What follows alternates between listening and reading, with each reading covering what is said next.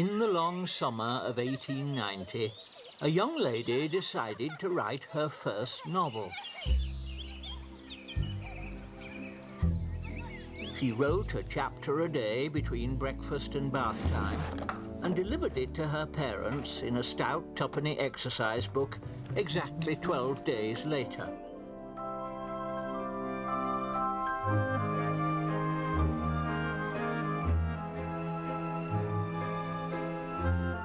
The young lady's name was Daisy Ashford, and she wrote it when she was 9 years old. Let's bask under the spreading trees, said Bernard. She called it The Young Visitors, or Mr. Saltina's Plan. How lovely, Bernard, gasped Ethel. After several years, a publisher discovered it, lying in lavender as it were, amongst her mother's papers. To this day, it has never once been out of print.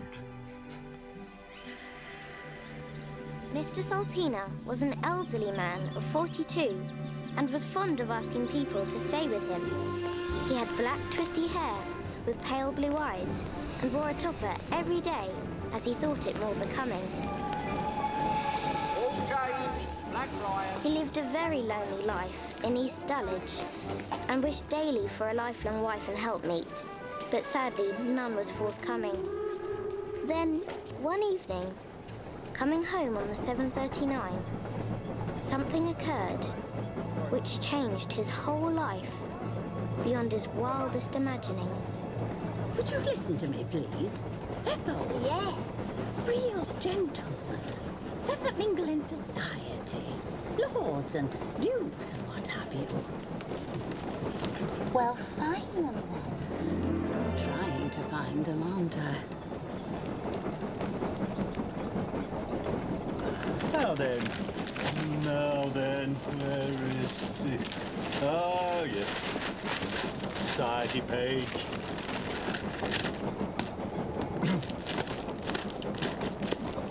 Ah! Viscount Windlesham. Is he, by Jove? Ah, and the Duke. Oh, goodness me. Oh, what a scamp. Dear me.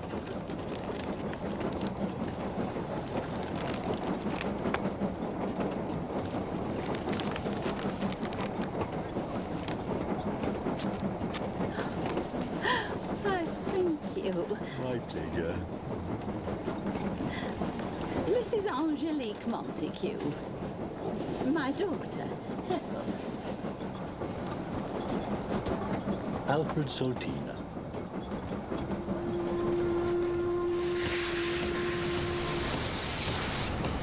Baronet. Oh, Baronet. Yes. Marchioness. Castles and stately homes. Oh, heavens.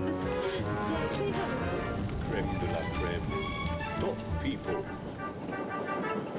Royalty. Oh, my goodness me. Yes. Let me just check my appointments diary. Ah, yes. Quite busy, of course. I don't see any reason why I can't rearrange my schedule. Yes. Can be moved. Yes, I don't see any problem with this at all. Yes, I should be able to accommodate that most satisfactorily. And so it was agreed that Ethel Montague should come for a stop with Mr. Saltina to meet with all the dukes and nobles of East Dulwich. Absolutely splendid, said he, with joy spreading on his merry demeanour and a bouncy new spring in his step. Splendid, splendid, absolutely splendid. Splendid. Splendid, splendid, absolutely splendid.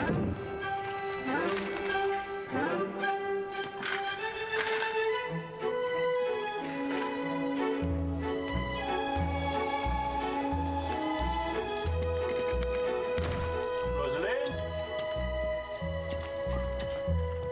Now then, Rosalind, I've invited a young person to stay, so if And when would that be, sir? Tomorrow, so... Tomorrow? That's right, yes. Miss Montague, Ethel Montague. So if you'd prepare the spare room and purchase foodstuffs and soaps and so forth so she can wash herself. Certainly, sir. Thank you, Rosalind. Thank you, sir.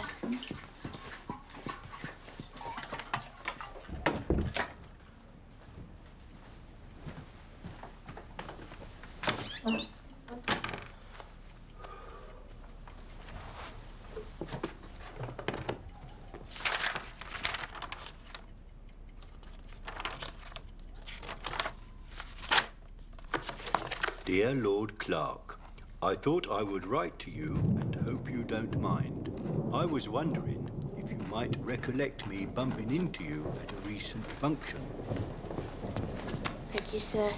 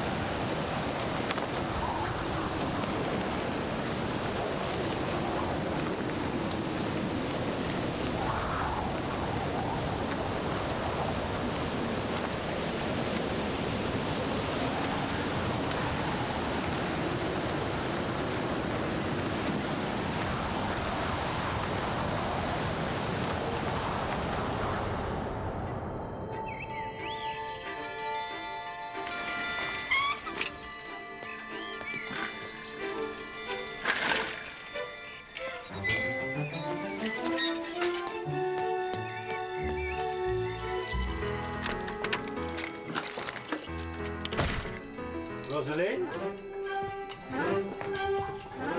Has anyone? Not as yet, sir. No, sir. Thank you, Rosalind. Thank you, sir.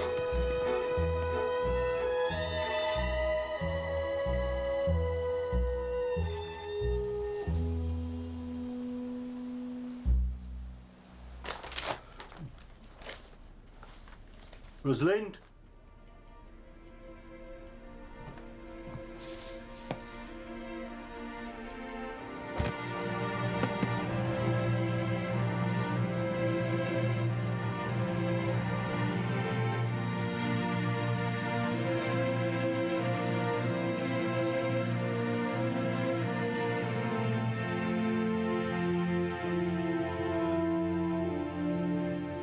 So, shall I What?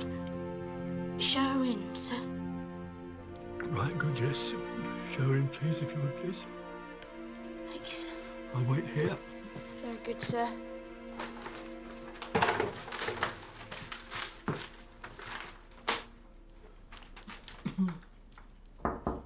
Enter! Miss Ethel Montague, sir. Ah. Miss Montague, how charming to see you again, if I may say so. Call me Ethel. Do. Ethel, why, thank you, and I hope you would call me Alfred. Or if you prefer, Alf. Very well. Alf. May I extend to you a cordial welcome to East Dulwich, and do not hesitate to ask regarding all your requirements. Thank you. I should like to change my frock and put on more rouge upon my face. Not that you need to, in my view.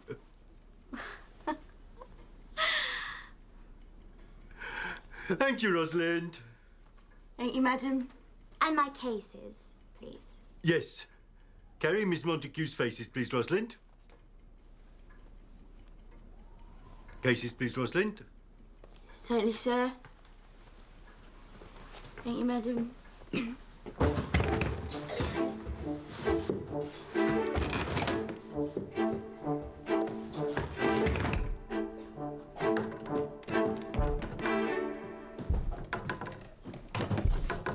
It's quite small, isn't it?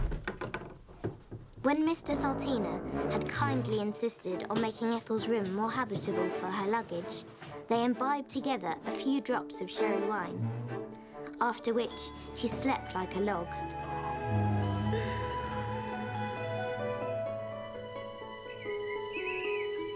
Mr. Saltina, on the other hand, barely slept a wink and could hardly wait till morning.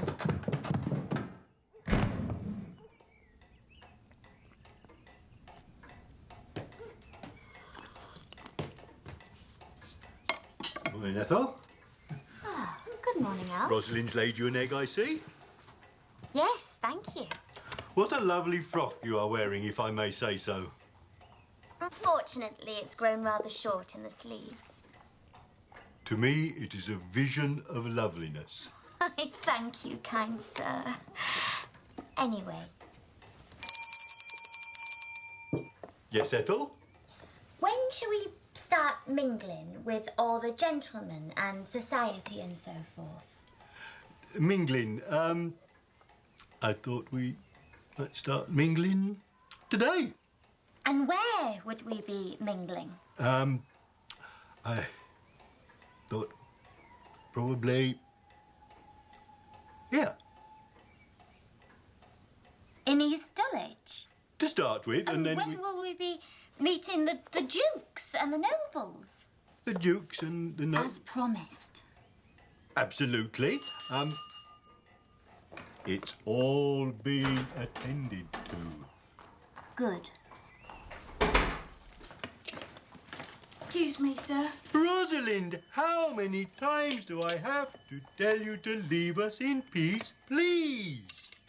Very good, sir. Rosalind, Yes, sir. what is that strange-shaped parcel you are holding, might I ask? It just arrived just now, sir. Well, might I see it, please? Very good, sir.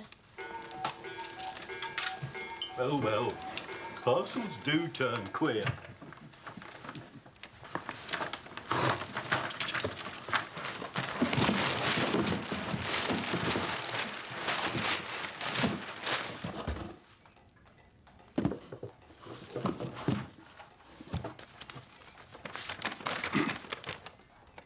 My dear Alfred, I am inviting you to come for a stop with me in my castle, as I am a lonely man in a remote spot, and though I like people and parties, I do not know many, and I have sent you a top hat wrapped in tissue paper inside the box. By the way, please bring with you any young lady who may be staying with you, whichever is prettiest in the face. Yours truly, Bernard Clark, Lord. Well, well, Bernard Clark. Bernard Clark. Lord Clark. Old chum of mine. Lord Clark. That's right, yes. So are you going to try it on then, Alf? Beg your pardon? The hat.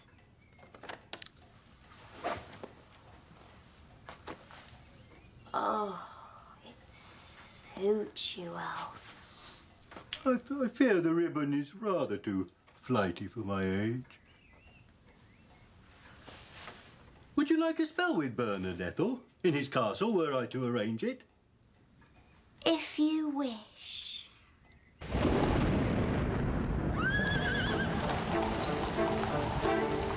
Goodbye, sir. I have placed half a crown under the master teapot. Thank you, sir. Take care of your bronchitis, Ethel. Rosalind. Rosalind. Thank you, sir. The ring. We shall be late for the train, Yes, Alf. I know, I'm trying. The cab is waiting, Alf. Yes, I know, thank you, driver.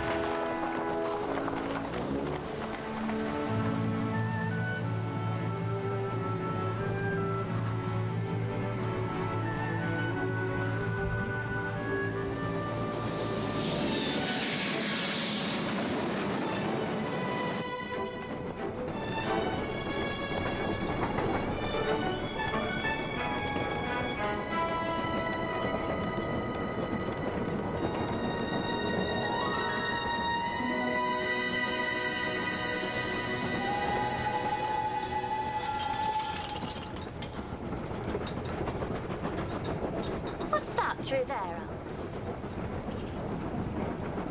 Through there? Yes. First class?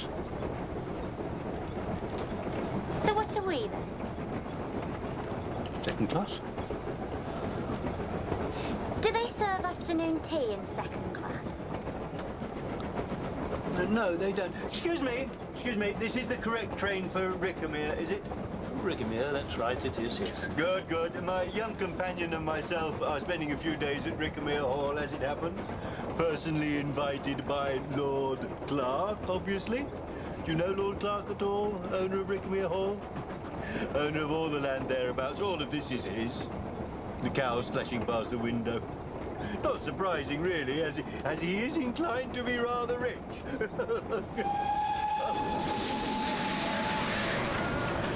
Rickamere Station! All those for Rickamere Hall, please! All those for Rickamere Hall! Welcome to Rickamere. Welcome to Rickamere Hall. You're sure to have a ball.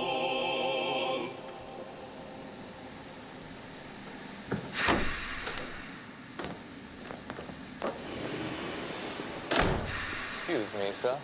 Would you be for Rickamere Hall? Yes, we would, please. So is this young lady. You'd care to follow me, please?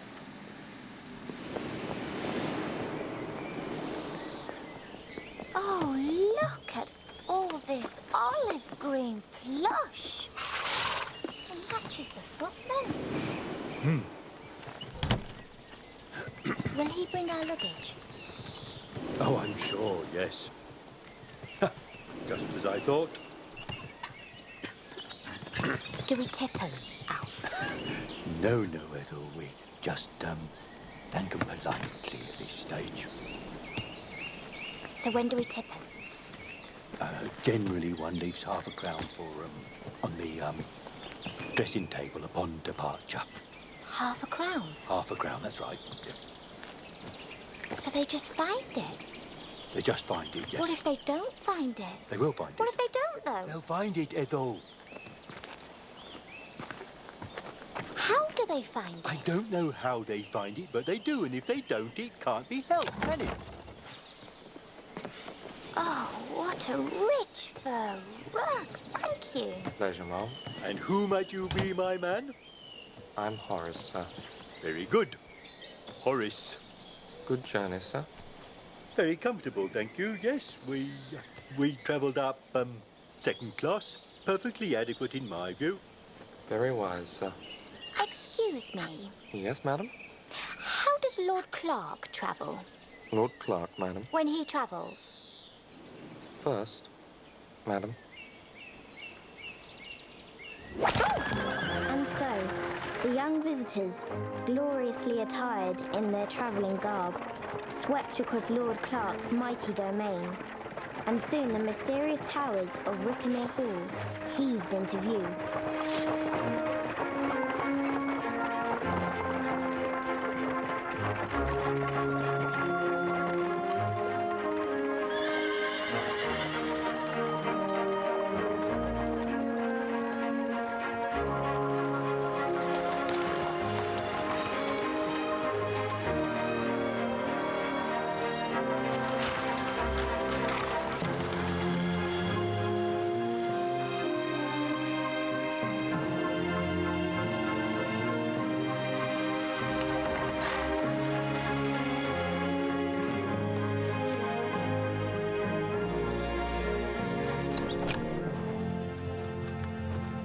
Welcome to Rickamere Hall, sir.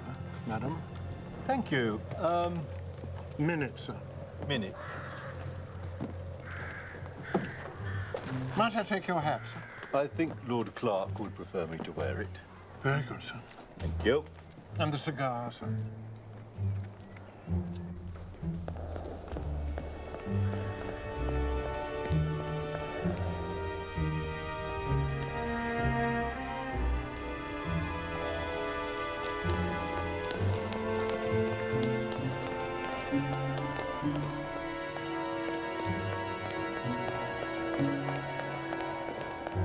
Mr. Alfred Saltina, sir, and A lady.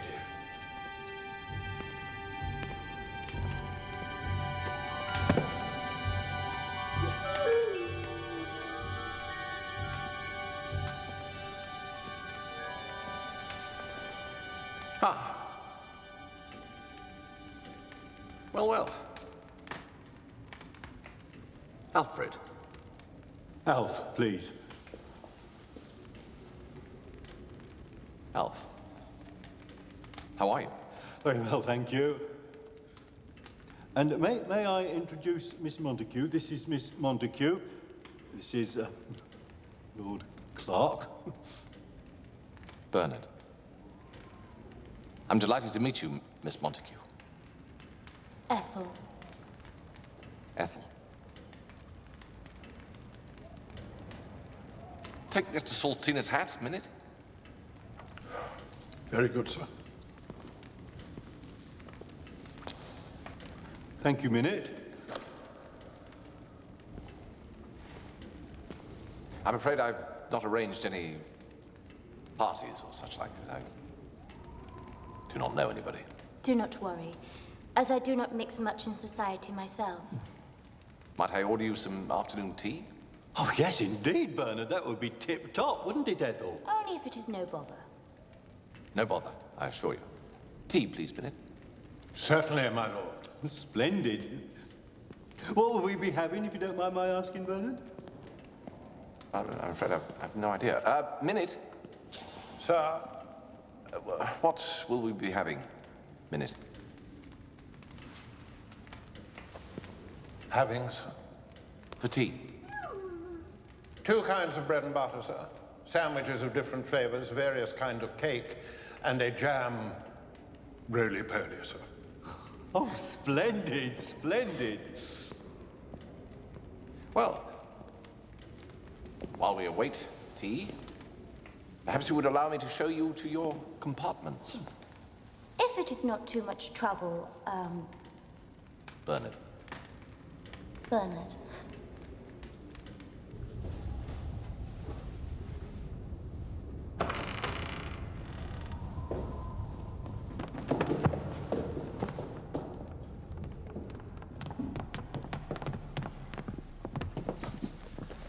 This will be your room, Alfred. A small but dainty compartment in pale yellow. Steps for climbing up to the bath, by Jove. That's a good dodge, Bernard. See the steps, Ethel? And this... And the monogram toilet seat! Indeed. And this is yours, Miss Montague. Ethel. Look, Alf. A tip-up basin. Splendid. And a hose thing for washing your head. Look at that, Alf. Fascinating. So, where might your compartment be then, Bernard? My compartment is down many distant corridors. It's decorated in dark red, as I have somber tastes.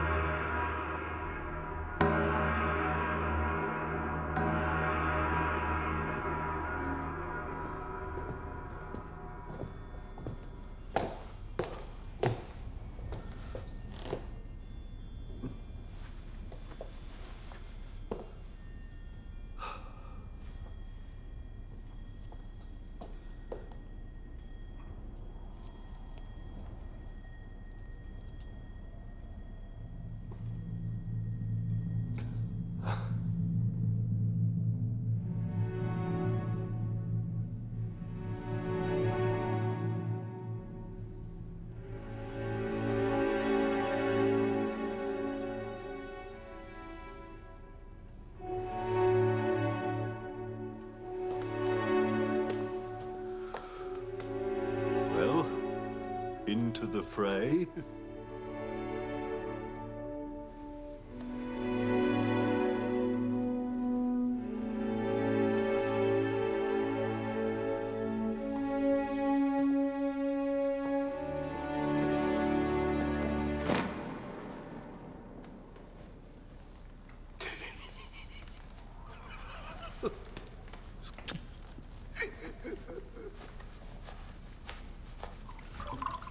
Thank you, Minute.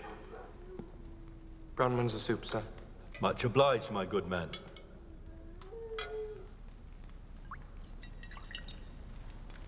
Well, you have a very sumptuous house, Bernard. The ancestral hall? Yes. It's fairly decent, I suppose. After our repast, I could show you around if you wished. How lovely, Bernard.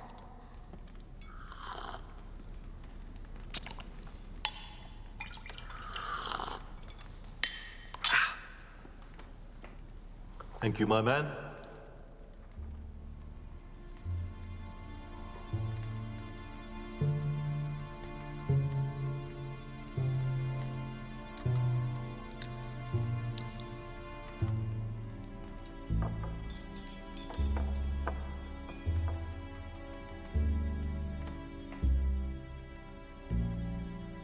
Are you all right, Alf?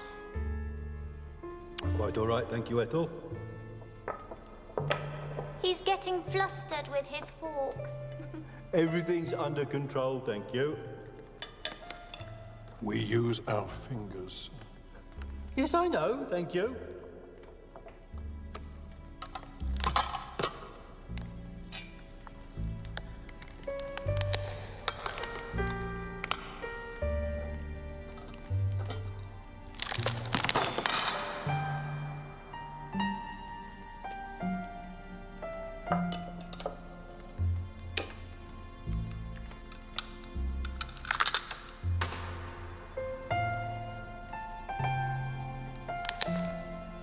I've often considered having balls here.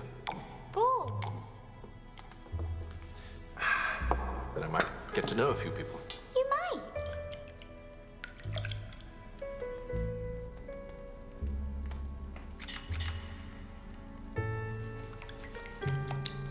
A minute? Yes, sir. A little top-up, if you would, please, my man. Certainly, sir.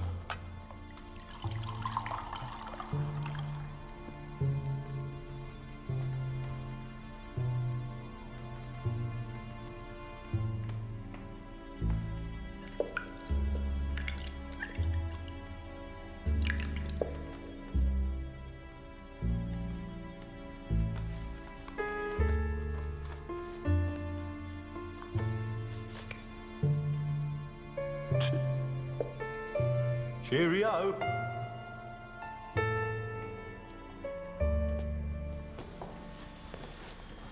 My grandmother, Mary Ann Fudge. She was very well known in her day. I don't quite know why, but she was. How fascinating. Isn't it a fascinating ancestral hall, Alf? Yes, fascinating. And that's my great-uncle Ambrose Fudge. He was the sinister son of Queen Victoria. Sinister? Yes. Why was I'd rather not talk about it. And the lady with the grapes? Her name was Minnie Pilato. She was engaged to the Earl of Tullyvarden, and it didn't quite come off. So she married a captain in the Navy and had 7 children. So many ancestors, Bernard. And many more of the same ilk, scattered throughout my domain. How glorious to have so many ancestors, all of the same ilk. Don't you think, Alf? Yes. That I unworthy be. Oh, cool! Cool!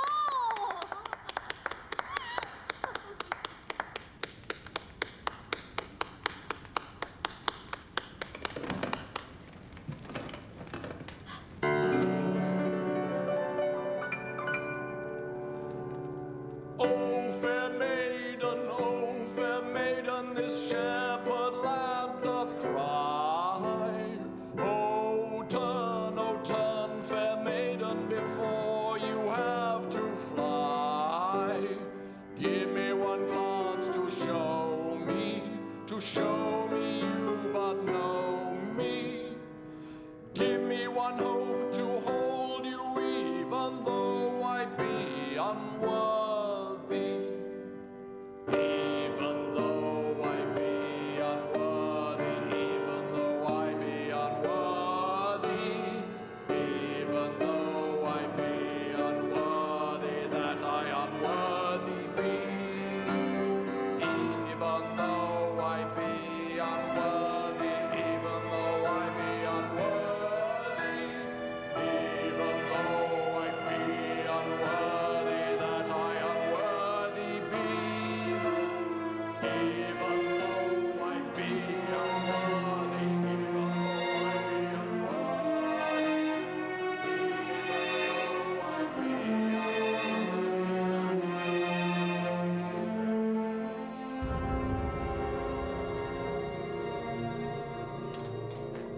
morning, sir.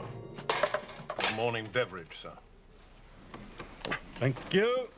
Might I turn on your morning bath, if such is your desire, sir? Yes, please, if you would, please, Minute, if you wouldn't mind. Very good, sir. Ethel, I'm having my morning tea in bed, Ethel. Ethel! Ethel? Would you by any chance know where Miss... Breakfasting in the breakfast room, sir. Breakfasting? With Lord Clark, sir. On second thoughts, I will not have my bath. I will go straight to the breakfast room where I will breakfast also, thank you. A dressing gown, sir. Ah, yes, of course. This one, perhaps? Or... I'll have the mauve and the tassels, please. I think you might find the mauve and the tassels. The mauve and the tassels, if you would, please, my good man. Certainly, sir.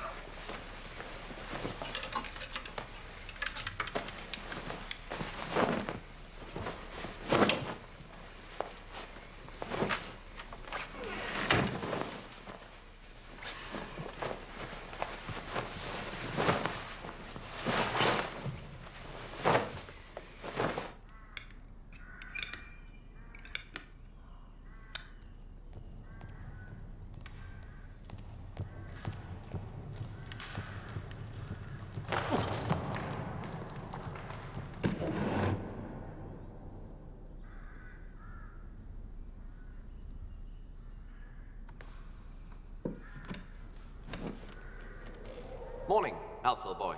Morning, Bernard. Morning, Ethel. Morning. Bernard, Yes? I was wondering, could I talk with you alone? Alone? Yes, please. As must be highly evident, I am most fond of Miss Montague and have brought her here in the high hopes of proposing to her on the premises. But I fear I'm not all she would wish. I fear she would like me more if I was more... More what, old man? I mean, I'm quite all right, as they say, but I'm not the real thing, Bernard. I'd give anything to be the real thing, you see, like you, Bernard, to merge and mingle with people of rank, to levitate to the proper level. Well, I suppose there's always the Crystal Palace. The Crystal Palace? Yes. I believe that several earls, baronets, even a duchess or two have private compartments there.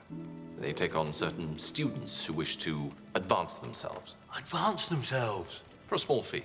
But that sounds absolutely ideal, Duchess. Bernard. Bernard. Well, I tell you what I'll do, Alpha boy.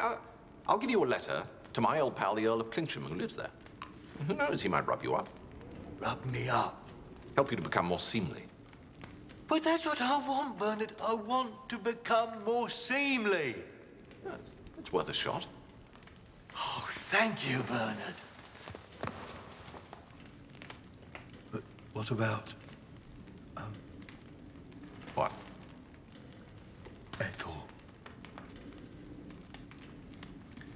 Listen to me, Alf. Forgive me if I'm utterly blunt, but I think it's essential that you visit Clincham immediately. Before you propose. Immediately, yes, indeed, Bernard. But where could she... I mean... Well, she could stay on here. Here? Yes.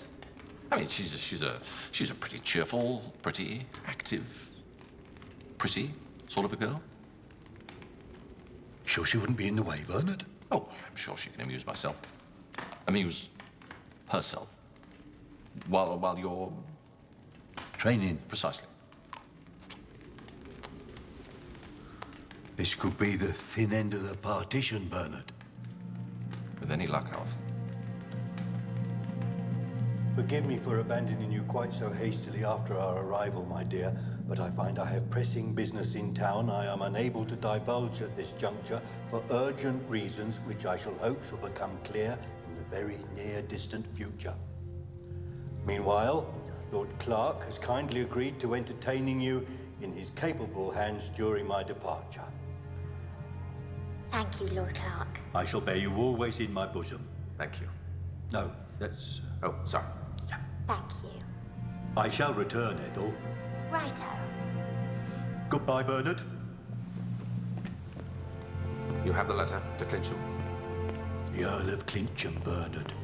Not a word to Ethel. Not a word. Well, goodbye, Elf, old man. Good luck. And Godspeed. A few sandwiches for the journey, sir. Oh, thank you. Most kind. Not kind, sir. Quite usual.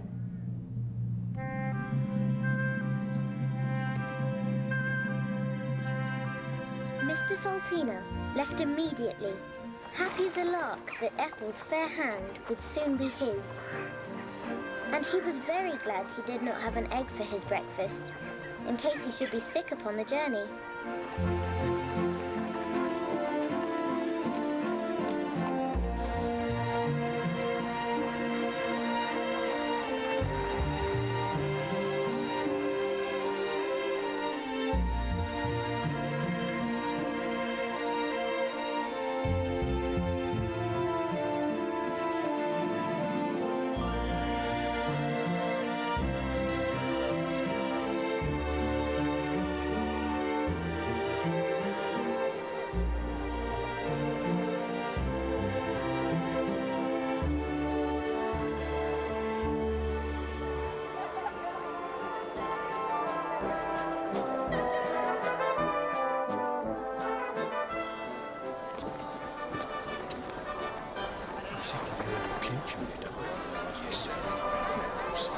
You?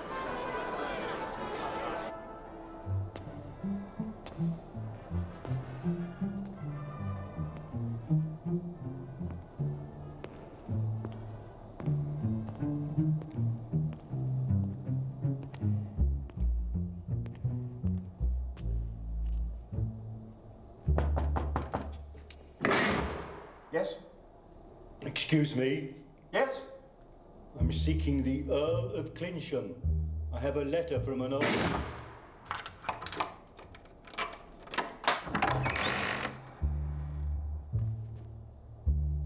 Hurry up. Hurry!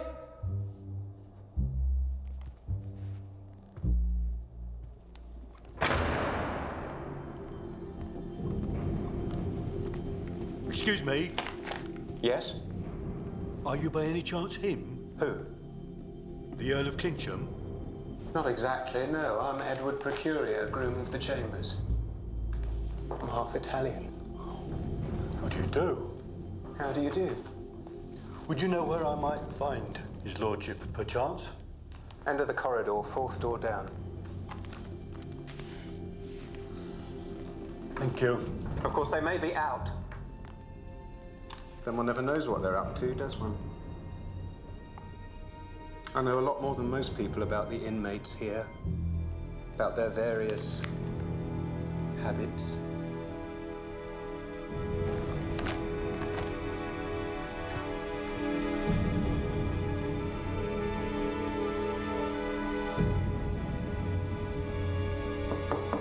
Come.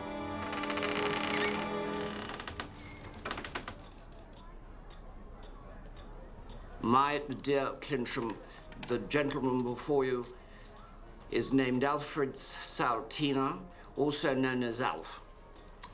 He is an old friend of mine, though not quite the right side of the blank. He is, in fact, the son of a butcher, though his mother comes from a decent enough family called Hyssops. Hyssops. So you see, he's not so bad, and is most in earnest of becoming the correct article, as they say. Hope you're keeping well. Yours as ever, Bernard Clark. Correct article, eh? Rub shoulders with a noble, would you? It would indeed be a great... Mingle with the blood royal. My Lord, I did not dare presume. A small portion flows in my veins. But in the next world, what'll be the odds, eh? What I say is, these things are as piffle before the wind. Wouldn't you agree? I was thinking more of this world, Your Honour. Whiskey. Thank you.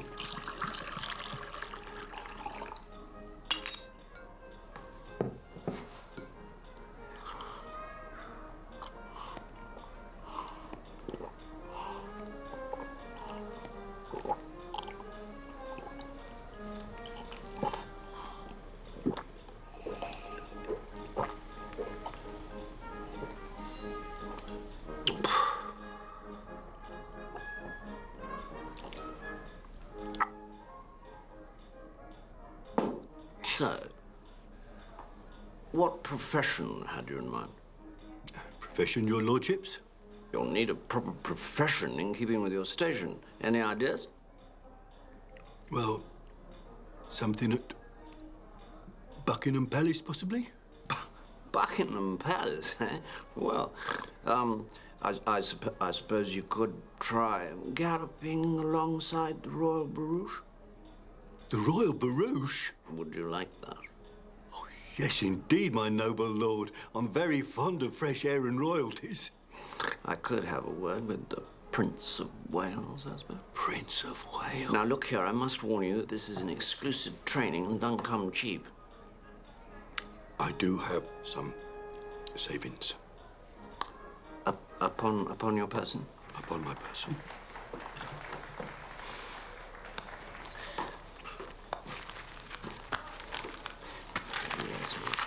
Thank you. Splendid. Now, while you are here, you will live in compartments in the basement known as the lower range. You will receive a rigorous training in such things as correct use of cutlery, parlance to royalty and etiquette to menials and so forth. You will mix with me for grammar, and I might take you hunting and shooting sometimes to give you a few tips. Also, I have a number of ladies' parties you will attend occasionally. Ladies' parties? But I must make one thing quite clear. You may not marry whilst under instruction. No, I shall not need to, thank you. I can marry, but you can't. There is a young lady to whom I've set my cap at, my lord. Excellent. And whom I hope to win as my cherished wife. Marvellous. As a direct result of my actions heretofore. Right, that's enough. Enter. Oh, this is, Bessie Top, sir. Bessie Top, yes. This is Bessie Top. Would you take Mr. Saltina's bag to the lower range, would you, Bessie? Very good, sir. Thank you, sir.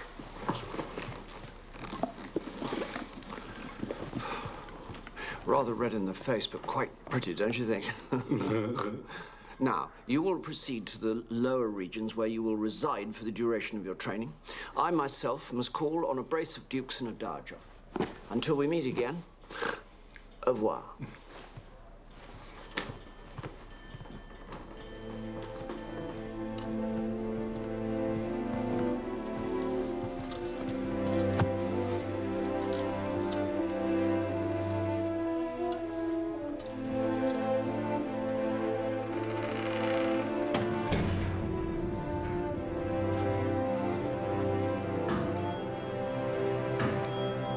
Mr. Saltina ascended towards his heart's desire, Bernard thought he would show Ethel his gloomy pile.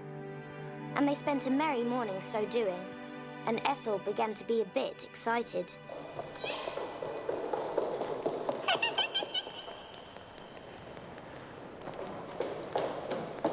Ethel? Ethel! And she passed bright remarks on all the rooms. You could have your balls in here, Bernard. My balls? Costume balls? Fancy dress balls? All kinds of different balls! I could, yes. Ethel? Yes. I was thinking. Yes. What about What? going up to London for a week's gaiety? A week's gaiety? Yes. Who? You and me. I know of several splendid hotels. We could go to theatres, parties, and enjoy ourselves to the full. So we could. What an idea.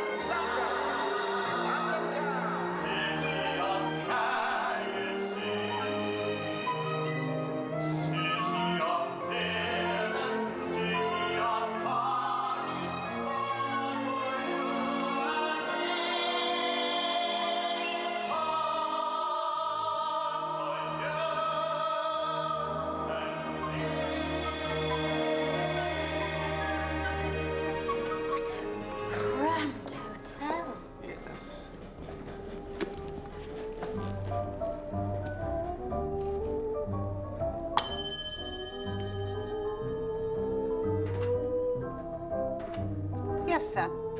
Yes. Have you a couple of rooms for self and young lady? Oh, I most certainly do, sir, yes. I have a couple of beauties on the first floor. Number 9 and number 10. Sounds right. Quite.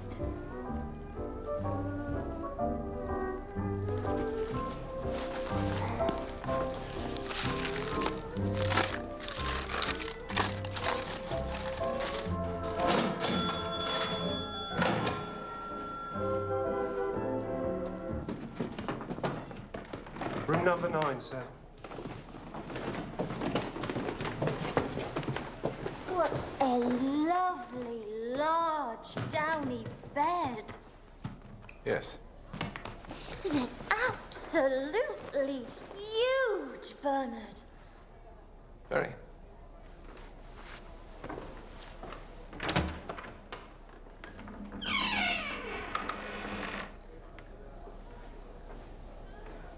Number 10, sir. Thank you. Very convenient, sir. Convenient. To number 9, sir. Thank you, yes. Which would you care for, Bernard? Choice is yours, Ethel. I am willing to abide by your choice.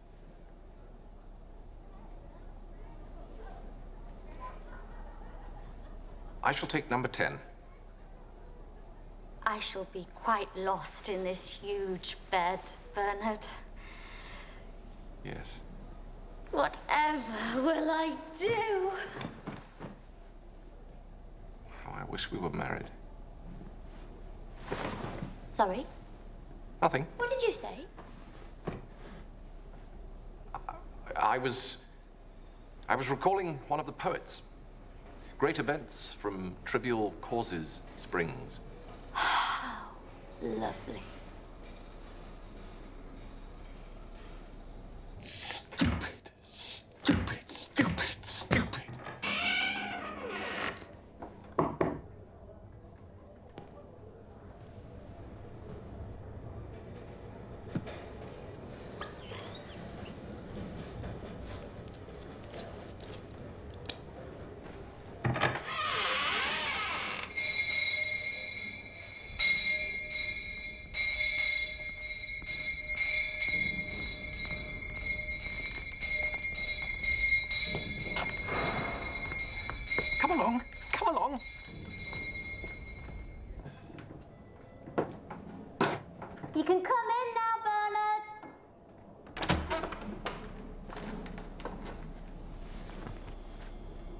How do I look? Oh, Ethel. Raise the hat and doff the hat and smile and place and down.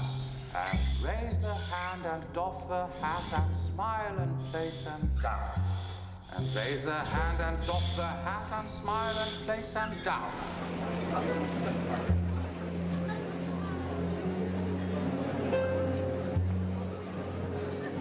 And raise the hat and doff the hat and smile and place it down. Would you like to hang yourself with it, Mr. Saltina? And raise the hand and doff the hat and smile and place and down.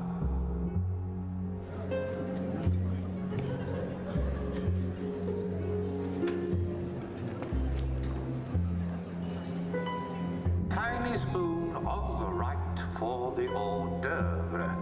Tiny spoon on the right for the hors d'oeuvre.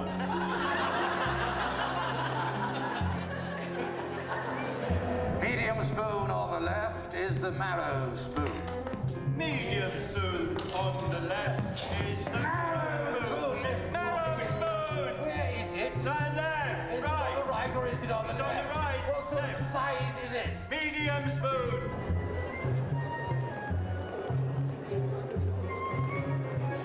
Tiny spoon on the right is what?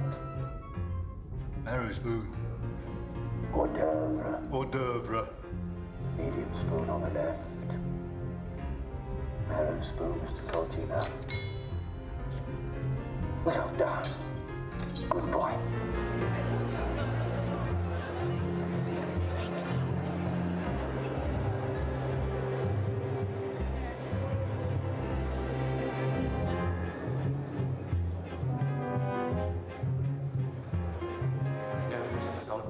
Not my man to the butler. Sorry. My man to the under butler. Come here, my man. Come here, my man. Commanding. Come here, my man. Oh, commanding. Come here, my man. Come here, my man. Come here, my man. Come here, my man. Come here, my man. Come here, my man. Come here, my man. Command the menial. Command the menial. Come here. Raise the hand and doff the hat and smile in place and down.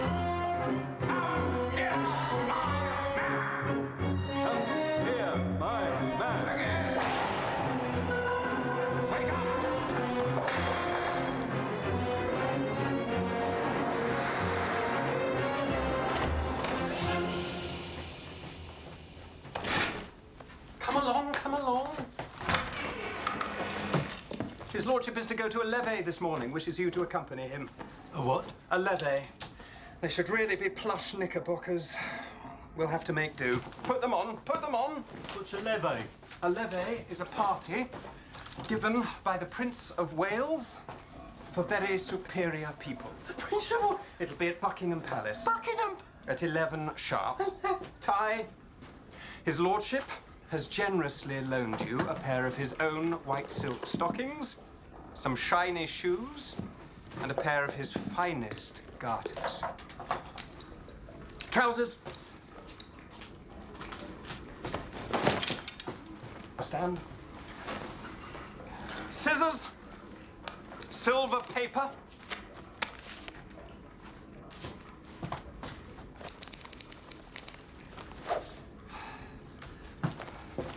Pin.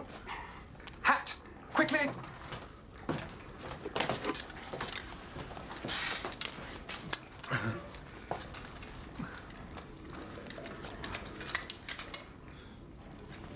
Is it a fancy dress party? No, it's what they always wear. Wait till you see his lordship. The Honourable Earl of Clintron.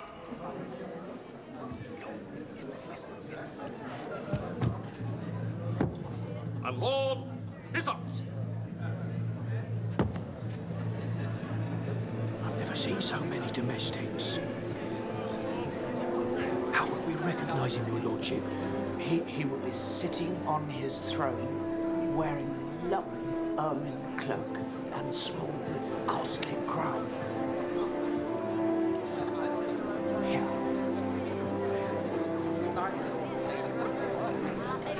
Jelly and ice cream, sir. Thank you.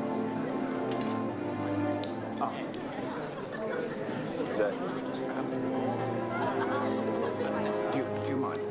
Thank you. Sorry. Excuse me. Excuse me. Excuse me. Sorry. Thank you. Good morning, Prime Minister. Good morning, Admiral. Hello, Clincham. Hello, Your Highness. Bit of a squash, eh? May I introduce my friend, Lord Hissops? Hissops. How are you, Hissops?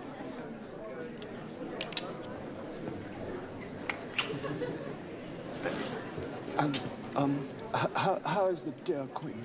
Not up to much, I'm afraid. Poor old soul. Anyway, how about a glass in private?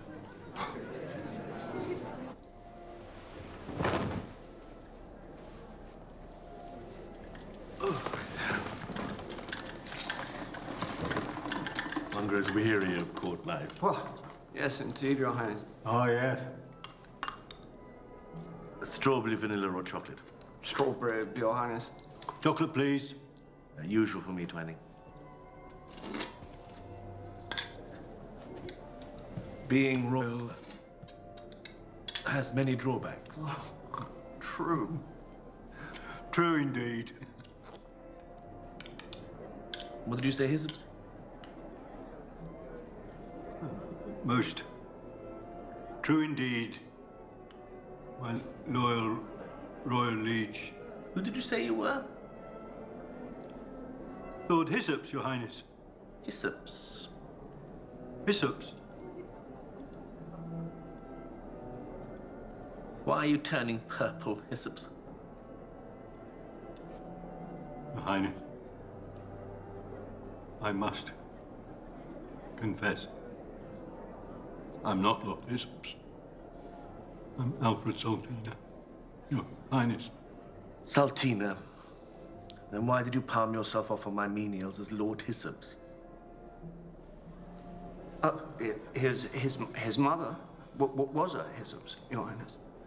And his father? Was but an humble butcher, Your Highness. Butcher? And what do you, pray? Ironmonger, Your Highness. An ironmonger? Clincham? Your Highness. Kindly explain. Certainly, Your Highness.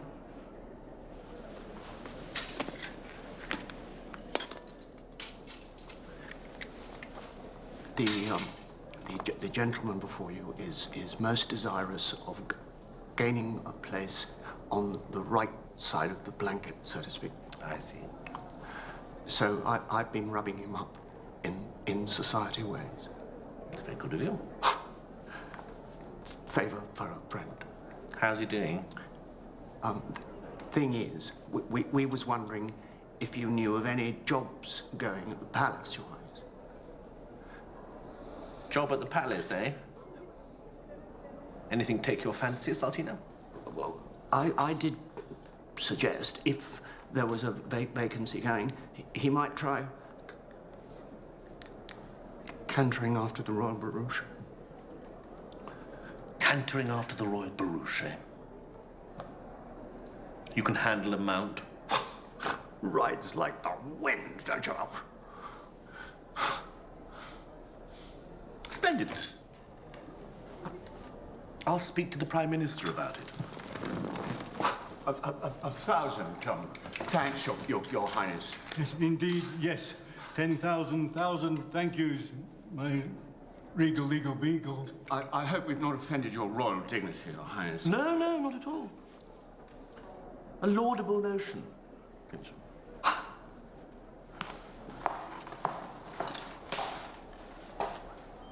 Tell you what, Saltina. Why don't you stay, Lord Hissops, eh? Sorry? Would you like that? Splendid. So Lord Hissops it is then. Jolly good. Well, must get along. I've booked a waltz with the Archduchess of Greenwich. Off I pop.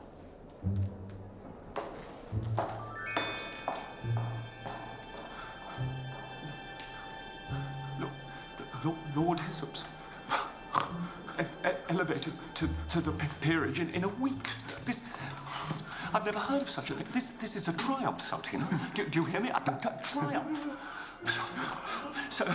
So, look here. Do you know what we're going to do? We're going to have a party, a jolly big party to celebrate. What do you think of that, eh? Party? Ask everybody. Yes. Ask Bernard. Bernard, yes. Jolly good. Ask Ethel. Ethel, splendid. Who's Ethel? My intended. Oh, Ethel, that sounds like a bit of a filly. Let's ask Ethel. I could propose to her at the party. You jolly well could, Ethel. Splendid idea. Propose to her at the party.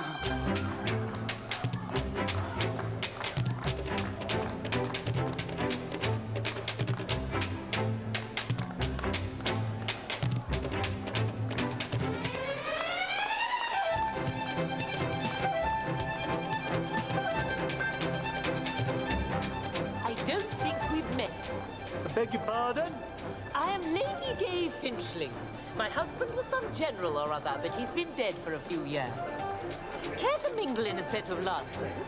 Unfortunately, I'm not as nimble as I was, and my garters are a trifle.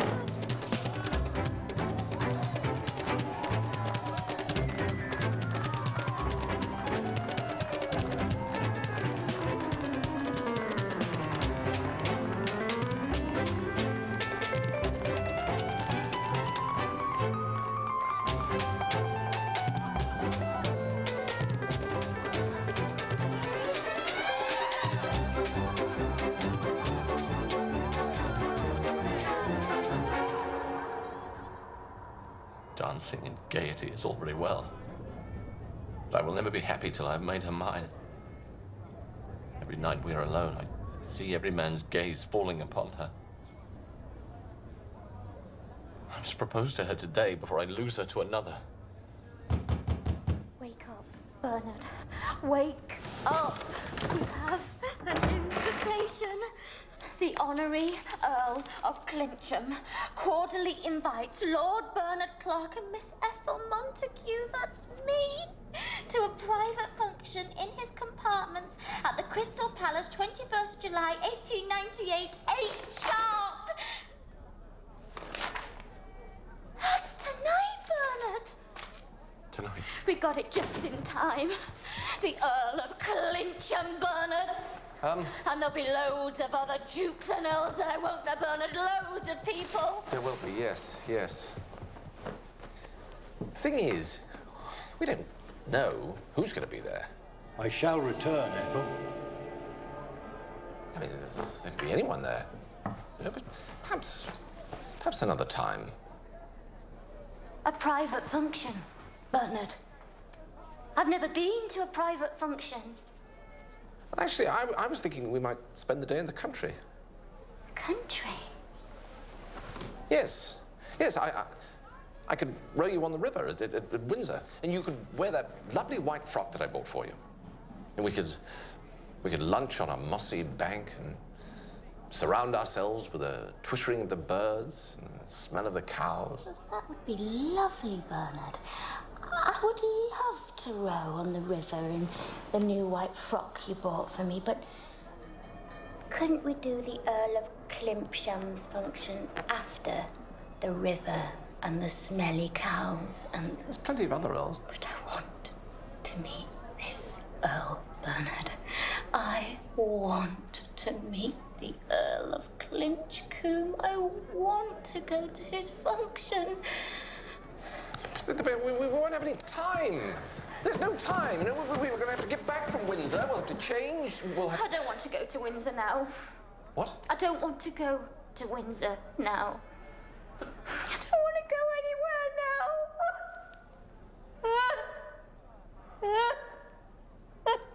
What's the matter, Ethel? I'm very unhappy suddenly. Please don't be unhappy, Ethel. Well, I am. I never wish for you to be unhappy, Ethel. Don't you? Never. Ever? Ever. Then why can't we do the cows then, the function? We can. Pardon? We can. We can? Of course. Yes! Don't worry. I shall soon be ready. I had my bath last night, so I don't need to wash much now.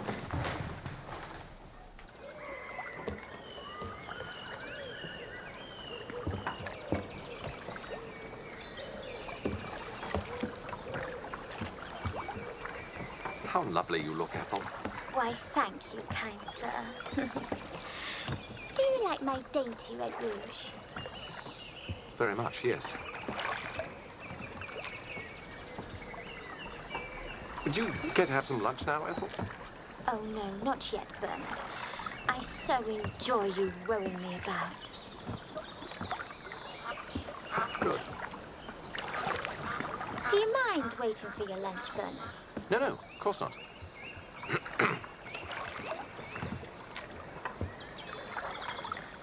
Sing to me, Bernard. Well, I only know one song. Then sing it to me.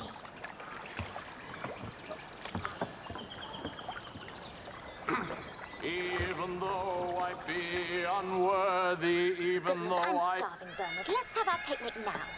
Let's have it over... there.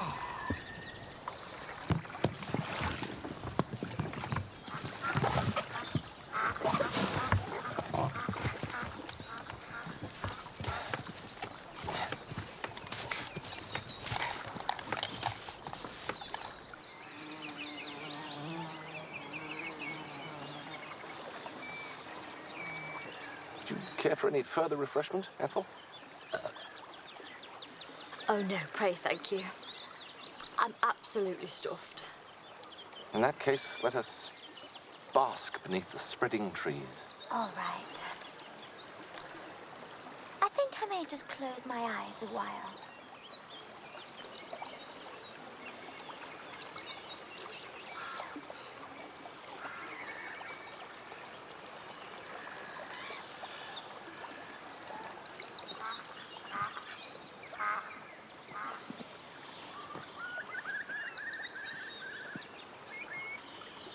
Oh, Ethel. What? Nothing. Who was that? It was me. What were you doing? I just expostulated. I beg your pardon. Ethel, What? my passion for you is intense.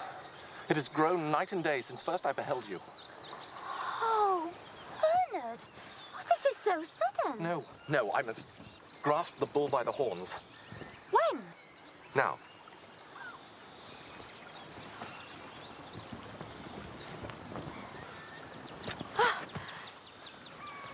Oh, Ethel, say you will marry me.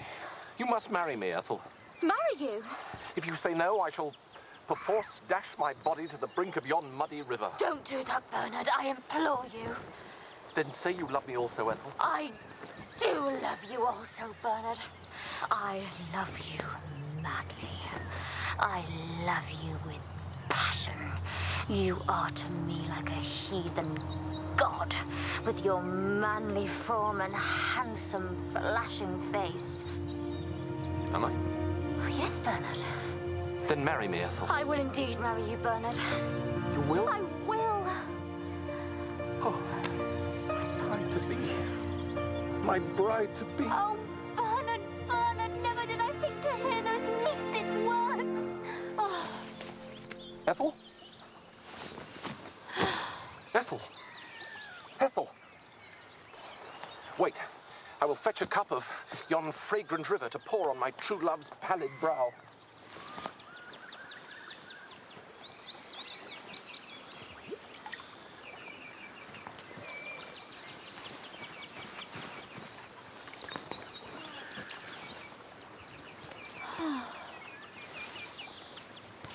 You fainted, my darling.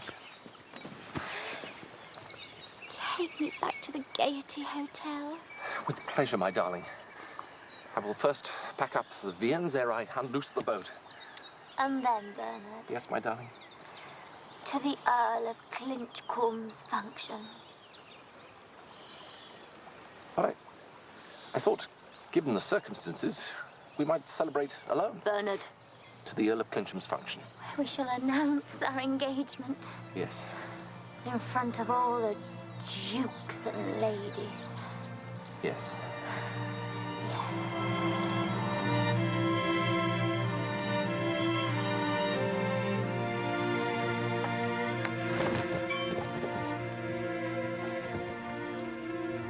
stud, please, Bessie.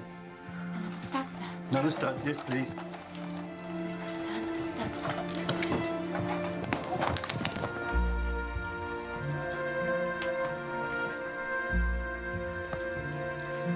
Sorry, thank you.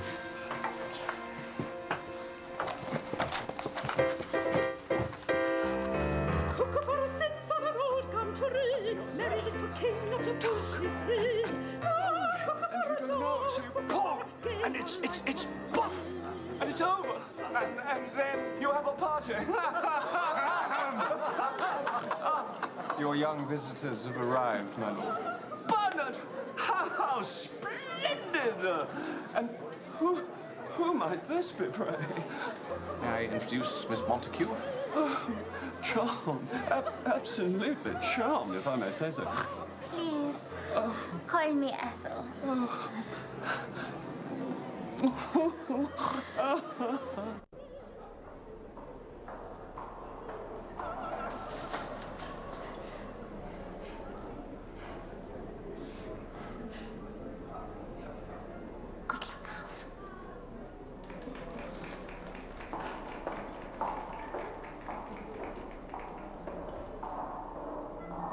Bernard, I'm parched.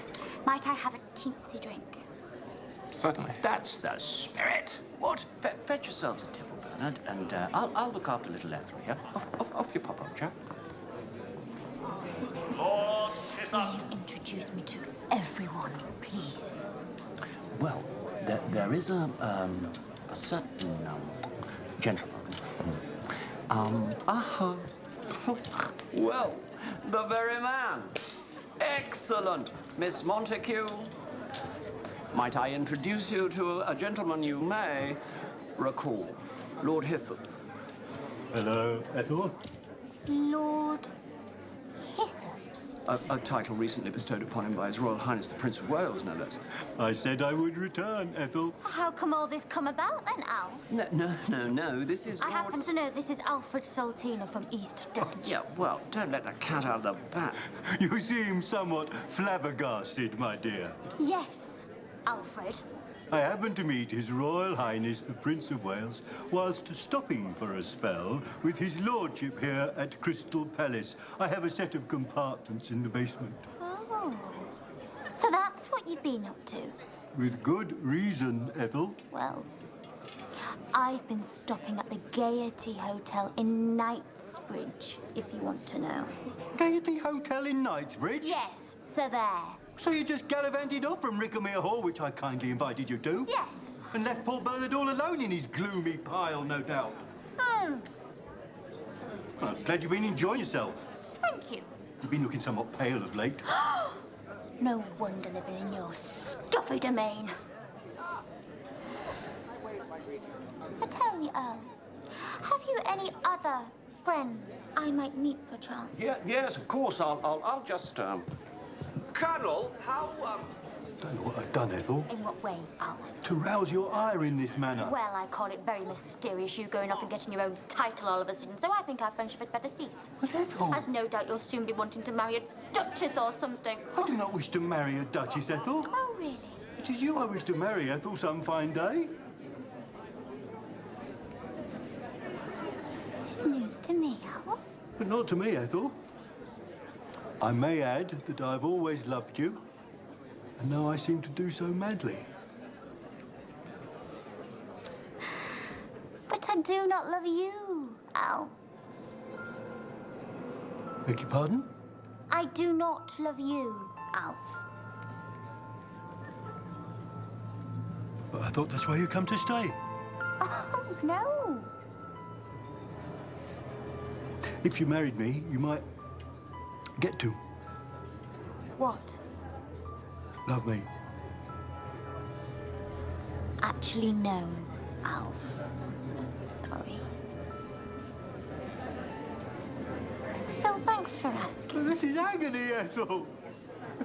My life will be sour grapes and ashes without you. Alfred. One day you will rue your wicked words, Ethel. Be a man, please. Oh! Alfred! I'm not Alfred.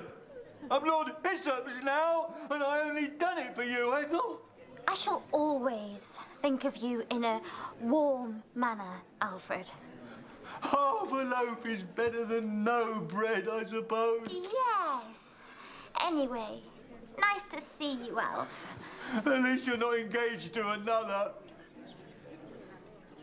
That would be agony beyond imagining. Yes. Oh, look who I found. This must be Ethel. You're absolutely right. She's utterly charming.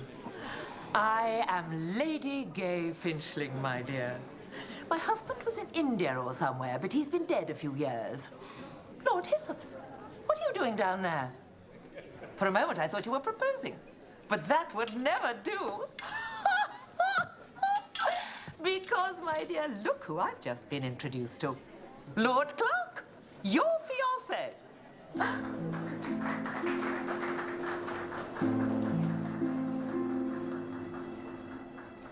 Hello, Alf, old boy. Fiancé. That's right, yes. And what an enchanting creature she is, young man. Yes. Sorry, I never wrote. No. Bit complicated. Yes. Still, jolly good do, Clincham. Not at all, old boy. Most réchauffé, I'd call it. Wouldn't you, Ethel? Most. Anyway, care to polka, Ethel? Righto. Jolly good. Shall we? Why not? Lord Hyssops? Don't think so, thank you. Lady Gay Finchling. Why, thank you.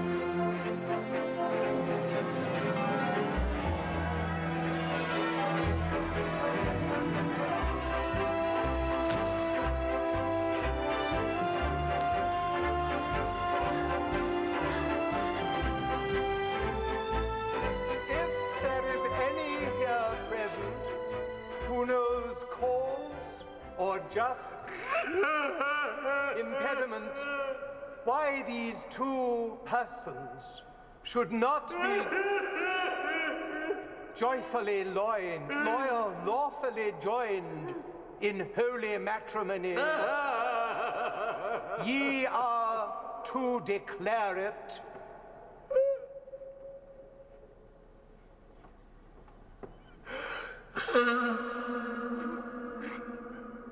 So do you, Ethel Mabel Montague, take Lord Bernard Clark as your just and lawful wedded husband?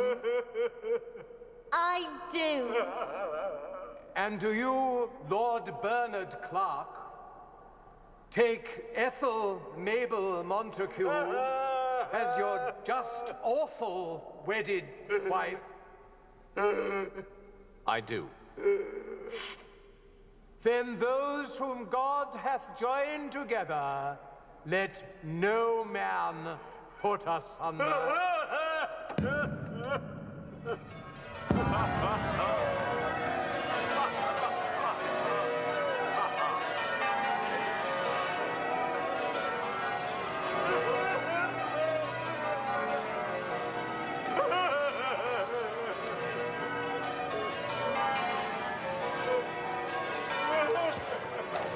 And so, after their joyous marriage, Bernard and Ethel went on their honeymoon, where they mated very well and returned with a son and heir, a nice fat baby called Ignatius Bernard, and 6 more children, 4 boys and 3 girls, some of which were twins. And Bernard loved Ethel to the bitter end, even though she grew rather a bulgy figure. Bernard, stand up straight. Ignatius, stop fiddling! And they were happy for nearly all of their days, and had a big house and many parties and balls.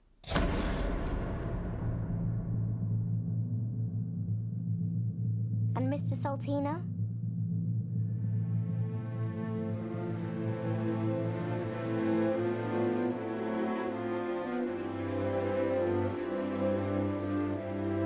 Well, Mr. Saltina, at long last, and by the aid of the Earl and the kindness of the Prince of Wales. Arise, Lord Hyssops. I hereby pronounce you attendant on the royal vehicle. Was given the job his soul craved.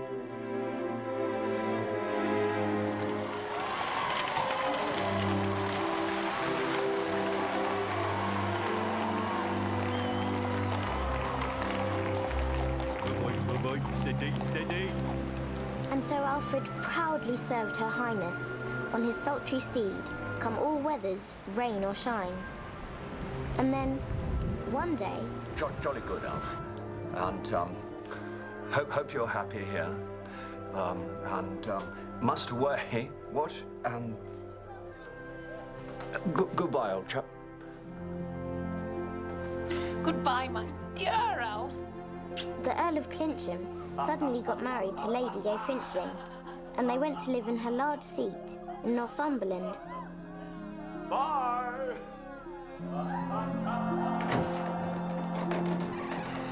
And the Earl let Alfred have all of his compartments, for old time's sake, and 1 or 2 small pieces of furniture that he wouldn't need.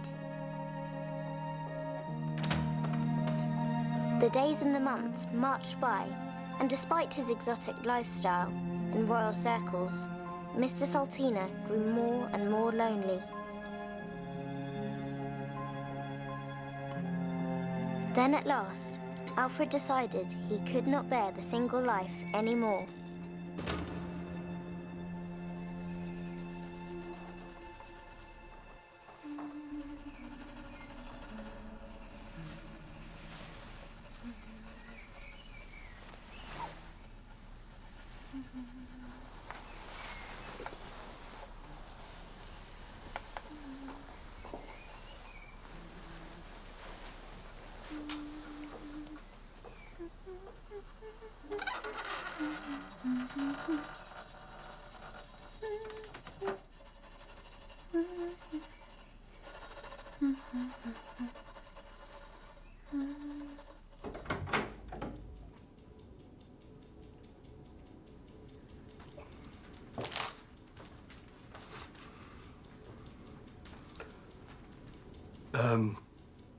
My legs have become somewhat unable to ride the horses.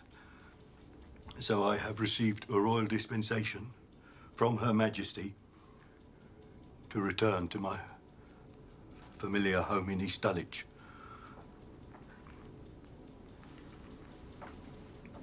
East Dulwich?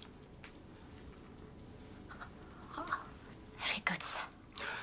So I was wondering, failing all else, and if it's not too much trouble, if you would consider doing me the honour of conjoining with me there too.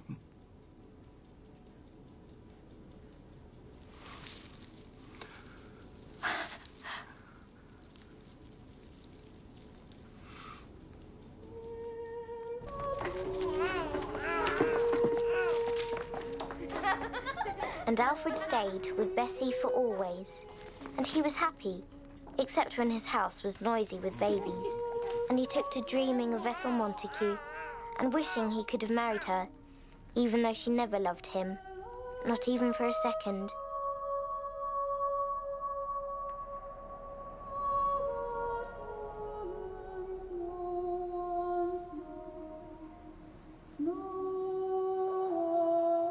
But then, if it hadn't been for Ethel coming to visit all those years ago, none of these high adventures, which I have described, would have ever happened. And he'd never have met Bessie Topp, who really did love him, if only he knew.